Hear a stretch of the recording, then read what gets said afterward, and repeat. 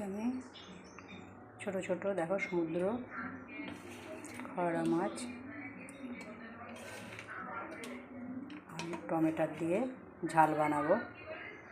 তো প্রথম থেকে লাস্ট পর্যন্ত ভিডিওটা দেখো। আমি এই মাছটা খেতে কিন্তু খুব ভালোবাসি। আমি দেশি কোনো মাছ খাই না, আমি দু একটা মাছ খাই, কাতলা আর ইলিশ, আর এই মাছটা খাই, আর কোনো মাছ খাই না আমি। এখানে আমি কড়াইয়ে তেল নিয়েছি, তেলটা আমার গরম হয়ে গেছে। মাছগুলো আমি ভাজা করে দিয়ে দিই।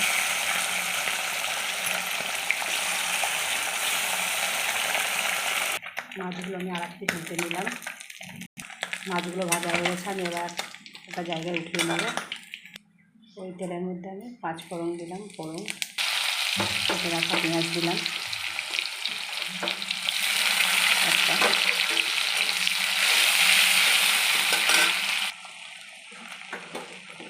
কেটে রাখা একটা টমেটো দিলাম, তারপরে নুন দিলাম। টমেটোগুলো নুনটা টমেটোর সঙ্গে দিলাম, টমেটোগুলো ভালো করে গলে যায়।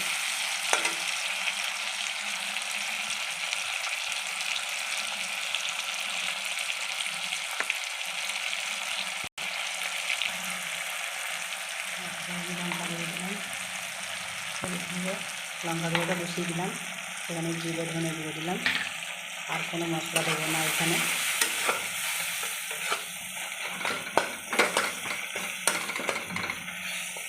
বেশি মশলা দিলে মাছটার টেস্ট কোনো পাবো না। সমুদ্রের মাছটার যে একটা নিজস্ব টেস্ট আছে, সেই টেস্টটা পাবো না আরও বেশি মশলা দিলে। মশলাগুলো আমার ভালো করে কষিয়ে নিয়েছি। এবার ভেজে রাখা মাছগুলো দিয়ে দিলাম, পরিমাণ মতো জল দেবো।